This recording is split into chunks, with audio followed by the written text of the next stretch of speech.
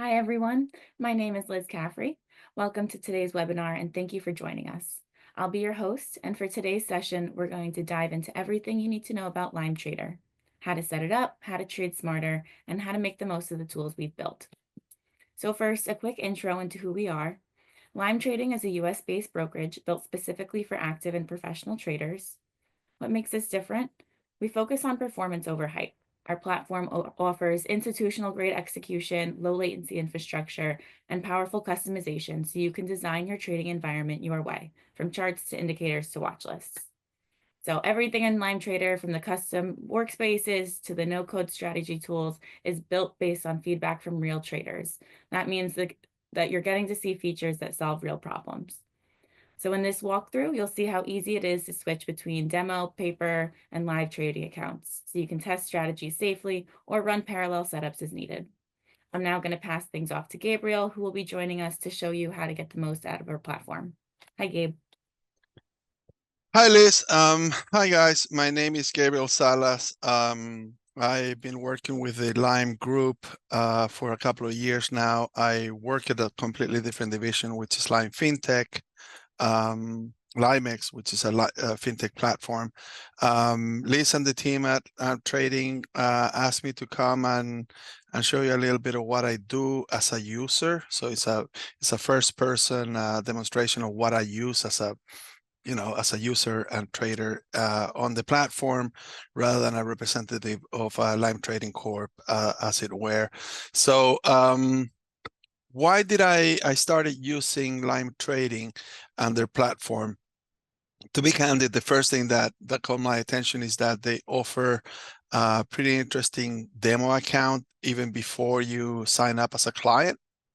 The demo account in their format is indistinguishable from a real account. Therefore, you can use it to either test strategies, which is what I use it for, or to actually create a verifiable and auditable track record if your idea is to present that to investors or other investment firms.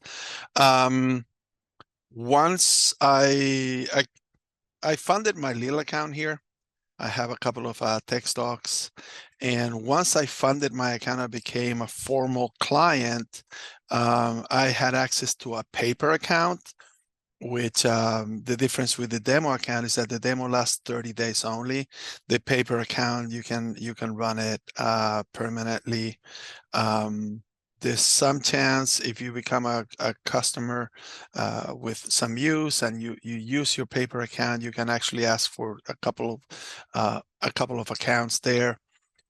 Say, for example, you want to test a long only strategy and then another long short strategy. It's good to have those two paper accounts. And as I said, with the demo accounts, it's in real life. It's indistinguishable from a typical account that you execute and whatnot. So you can grab that paper and see the results, calculate risks and alpha and betas on it. So I'm going to use this paper account I have here to show you a couple of things. This is a long only strategy. It's very plain vanilla. It's fully invested, no cash. Also doesn't use any leverage. And it's a financials only book that I create. I'm testing an investment strategy focused only on financials, because in case interest rates move one way or another, this could be an interesting place to be. You'll see here the headlines and everything of the portfolio presentation are pretty standard. You can click here and move from open P&Ls to day P&Ls, etc. On the value, you'll see the account value, the long value, the cash, in case margin buying power, and non-margin, etc. Day trades, etc. Like the pretty standard. The thing that makes it a little different to me is that it's a lot more intuitive than most other products that I've seen. So it's a pretty easy layout to understand. If you want to modify this table here, I just go there to columns. I sometimes I do trade in options, so I like to have the delta, my Greeks and my implied volatility in it. So look, the best thing of it is that it's super intuitive. Again, you have the portfolio, you can sort it as whatever you want it, and let's leave it there. You can look at your orders, your history for the day, etc., and your actual history of your trading. And you'll see that I move this book about once a week, so it doesn't have a lot of trading, but some.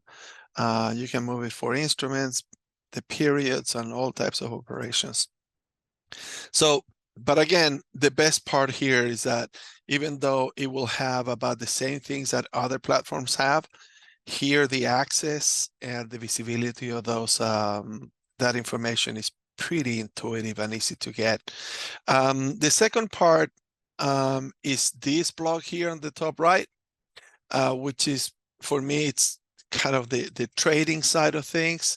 On the left, I have my chart. On the right, I have kind of numerical information. Let's start with the chart. The first thing I can do here is just right click, and you off the chart, you can create alerts. For example, when Apple touches 240 or crosses upward, it'll send me an alert, etc. I find this pretty easy and pretty useful. Sometimes when you're looking at, I don't know, 50 or 60 stocks, and you may have 5 or 6 on your watch list to buy, you may set up a disciplined entry point, or you want to have 2 or 3 different entry points to average down or sell averaging up, whatever. It's good to have these alerts. It's very useful. And again, right click, done.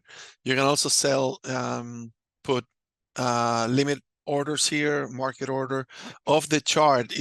I don't know, I like it because sometimes you go into, I don't know, a 15-minute chart, and you can start seeing the information here. We'll go here in the order book that I use a lot in combination with the chart.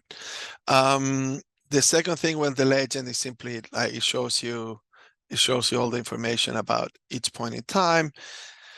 The type of charts, again, you click, you choose. The drawing is something that I particularly like. I hate those when you try to do a channel. Sometimes they get too complicated to draw, because the tools that a lot of guys use are more restrictive than this one. So here, for example, if I wanted to look at limited channel for Apple, it doesn't really work. But again, it's super, super simple. You can have all the standard drawing tools. You want to get out of it, right click, clear from chart, clear all, done. Then this one, these two are kind of unique to this.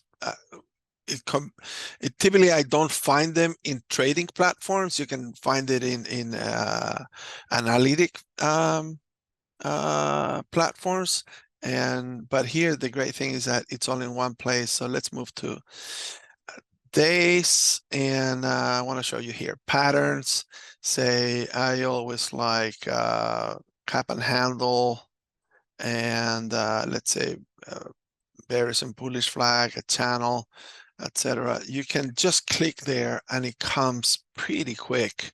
So you see the channels here. Unfortunately, I don't see any cap and handle or whatever. It doesn't show the ones that I wanted, but it's, again, pretty easy. You can kick around and try all the different patterns that you may like. Removal patterns, yeah.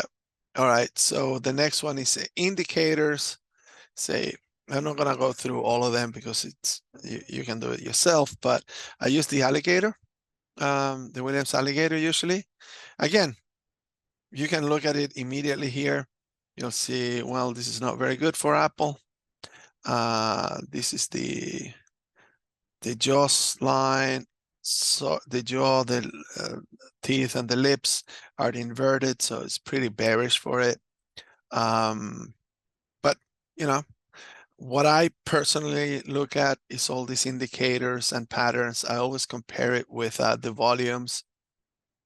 Again, it's great. It shows it all immediately. You can trade out of here immediately. You can put, say, you find a lot of volume showing up at 170 on Apple. You may want to put a limit order there. The volumes kind of like fade away at the 250s, whatever. You can just play, and because it's so intuitive. By the way, I'm rolling my mouse, so that's why I can move this way or this way. Again, it's just so intuitive that I just do it without even paying attention to it. Here, the order book is one of the things that if you traded less liquid names, you'll understand why is it so useful. I'm blanking out on, all right, let's do RC, range resources. This is a lot less liquid. And also we're after hours, so I don't have a live information. But if I was to trade range resources, which is a lot less liquid, of course, than Apple, I want to see where's the volume, the bid and the ask volumes here. So when I put a limit order, I know where the limit is going to be, where the volume is going to be. So I don't waste time going with bid ask that sometimes is not very representative. Well, this is basically the information for the stock that I'm looking at. Nothing new here. The only difference is that it's all really, really easy to access. Information, what is the stock, dividend history for the name, and some information about the issuer. I come from a fundamental research side, so I have a bias, and I'm looking at EBITDAs, earnings, debt, and I like to have those valuation multiples here really quick. So this is on this side. I hope that kind of helps. Then this is my watch list side of things. Here I'm looking at things in my portfolio. I created the other day the Max 7. This is a pretty market moving group of names, so I pay attention to them in particular. Not because I like the stock so much, although there's a couple that I love and a couple that I hate, but because they tend to show the direction of the whole market. So I keep this, and I keep referring to them a little bit when I want to see where's the whole market going. So you can build new lists here until you're tired of it. You can move back to the in portfolio. There's some IT names, there's e-commerce names, there's micro chips and everything. So whatever, this is, again, it's so intuitive. You can go manage lists. You can share the watch list with another user. So say, I'm not gonna send it anywhere, but I just can go here and I copied my link and I just can send it to Liz if she's a user, or to anybody else as a user. So I find that pretty useful, especially when you're working with colleagues here. View the markets. Again, it's like the watch list, but segmented by sector and industries. See transportation, what happened with Tesla today? Well, forgive me, I'm not gonna look for Teslas too long. Utilities, they probably didn't do as well. Everybody did well today. Screener, there's another one I like. Sometimes I want to run funds, ETFs, or I want to run equities, and I want to go to one of the GICS sectors. I want to look at energy, and I want to look only the names in the S&P 500. Boom. And it's, again, the great thing about it is the level of intuition required. Dividend calendars. for the ones in my portfolio, you'll have them here. You can modify it again. You can change the settings, etc. It's pretty good. Alerts. We're gonna those alerts are the ones that you have defined here before. Notifications, okay, so we're gonna go back to my standard original viewing that we had at the start. Now, another interesting part here is that I can create a new workspace. I've done it a couple of times. If I want to see different parts of the market, and it's relatively simple. So I'm going to start with an empty one. I'm going to add, so for example, I want to add my watch list.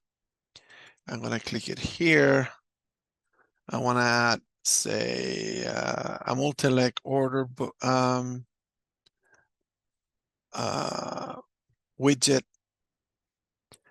And then I'm going to add my portfolio. And then I'm going to add whatever you want. My chart. All right. Say you wanted to create something a little bit different than the standard one and add these widgets here. The way that you unify everything is on this little button here on the top left. So you put them all yellow and they will work together. So see, I click here, American Express, boom, you have everything there. In these strategies, one of the great things is that you have all the option strategies just at the touch of a button here. So it's a relatively intuitive again, or easy to access. Options are never intuitive. So if I wanted to do a condor strategy, a call condor strategy on American Express, I can modify expiration strikes, etc. here. Let's see what else on this side. Here, this is really cool.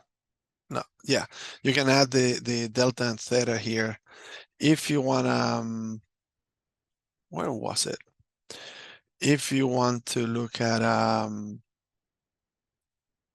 well, that's on this side of things. Let me see if I want to add an order here. All right.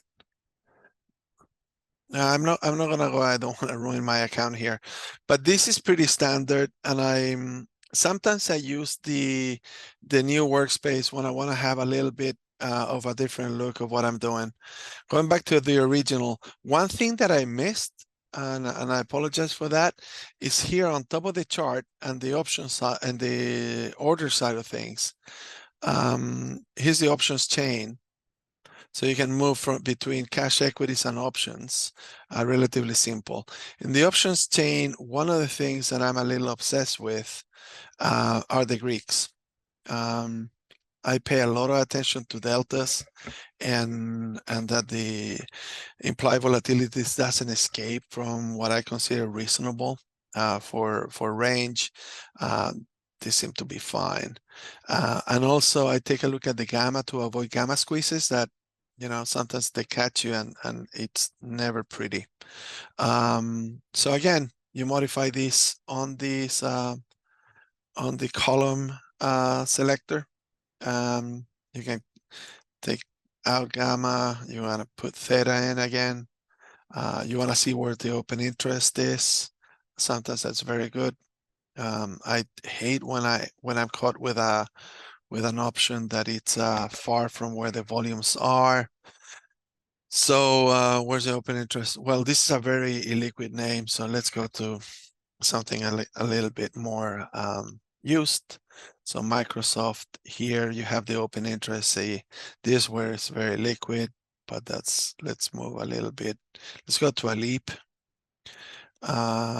So here you have the January 27th. You have the volumes of the leaps. Here's a bit chunky one at 450. Um, so it's pretty easy, pretty easy to move from cash equities to options on just a simple look. I'm gonna leave it out there. I don't want to use too much time. If you have any questions, let's go list for questions, a Q&A portion if you want. Again, I don't want to be representing too much of the company. I'm just here to speak as a user. So just ask away and I'll answer in the capacity that I can as a fellow user, not necessarily as a representative of the company. Great. Thank you so much, Gabe. Yeah, if you guys want to use the Q&A feature at the bottom of the Zoom window, you can type in any questions that you may have for us. And of course, anytime if you think of more questions that you don't ask during this session, you can always email support@lime.co. All right, let's see what we have. Okay. All right, first question here, Gabe. How much do you get in money for the demo account? So how much money is in the demo account? All right, yeah, you define it. It's a demo account, so there's no risk for anybody. Demo or paper, you go to the lime.co uh, website and you're gonna see a little edit button with a pencil next to the account. You just click there and modify the amount you want. Is pretty standard. Now, one thing that is worth mentioning is this button here on the bottom right for communications. You can just chat. They're pretty good at answering relatively fast. So if you have any problem, just reach out to them. They're pretty quick. I'm a little of a I'm a Gen X, so I prefer phone calls. So I ask them to call me, and they typically call you within, I don't know, somewhere between 10 minutes and a couple of hours, as long as you're calling at reasonable business hours. So if you have a question like that, just reach out to them. They'll get back to you. But going back to the question itself, you define it. It's pretty simple. You go to your regular landing page for lime.co. And there's a little pencil on the side of the portfolio or the account number. Yep, and the standard amount before you can set it is 100,000. So it's set that, and then you can, like Gabe said, edit it at any time because it is your account and you can do what you want with it in the demo environment. All right, next question. Yes, can you have a demo account once you open a real account and fund it? Oh, yeah, the only difference is that we call it paper rather than demo. It's just a nomenclature difference. If you don't have an account, they're gonna call it demo and it's gonna last 30 days. If you have an account, they're gonna call it paper and it's gonna last as long as you're a client or as long as you want it. So yeah, they're indistinguishable. Great, thank you.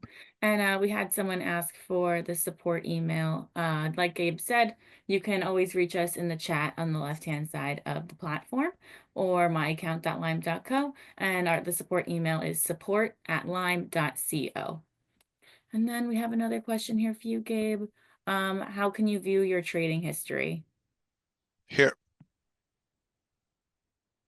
So in the portfolio bucket, in the portfolio widget, whatever you want to call it, or window, sub window, history, you can just click on it and it'll show you. Great. As with all of these ones, you can set the columns that you want, etc. here. Awesome. You can also filter by type of operation. So my buys, deposits, for any period that you want, type of instrument, or I don't know, instrument by ticker. So it's pretty easy. So it's all right there. And last question we have for today. Can you only make it place a trade from the new order button at the top? Oh, that's one of the interesting parts. You can place it whatever you're standing, basically. Here, new order, or here, market, well, or here, from the chart, or here from the button here, or here. No, here you can't. So basically you can standardly you go to new order option chain, but you can do it whatever you basically want. Create order from the chart, limit, whatever. You can create an order here from the portfolio look. I like that. So sometimes I just do it from the chart itself because I like visually things, and it's easy for me to know that I wanna um, 227, for example, I wanna sell. So I'll just create a sell limit at 227, done. So it'll move it. So sell limit 220. You can do it out of the same chart if you want to create a um, limit trade or order. It's pretty simple. It's pretty useful, that one. Great. And I know I said last question, but there was just one more that I think I can handle. How many workspaces can you have? You can have many workspaces and it will save it for you. So next time you log in, it will be there. Okay, so I don't think we have any more questions for today. Thank you so much for your time, Gabe. That was a great walkthrough. Um, our attendees, if you have any other questions, please email us or use the chat feature on the platform or myaccount.lime.co. If you want to see another webinar or have any more features that you want us to add or talk about, again, let us know. All right, have a great day. Thanks again, Gabe.